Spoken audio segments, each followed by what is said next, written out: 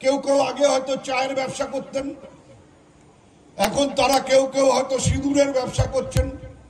আগে গরম চা বিক্রি করতেন, এখন গরম সিঁদুর তাদের রক্তের মধ্যে দিয়ে বয়ে যাচ্ছে। সেই সিঁদুর বিক্রি করবার জন্য একেবারে উত্তরবঙ্গের আলিপুরদুয়ার পর্যন্ত ছুটে আসছেন।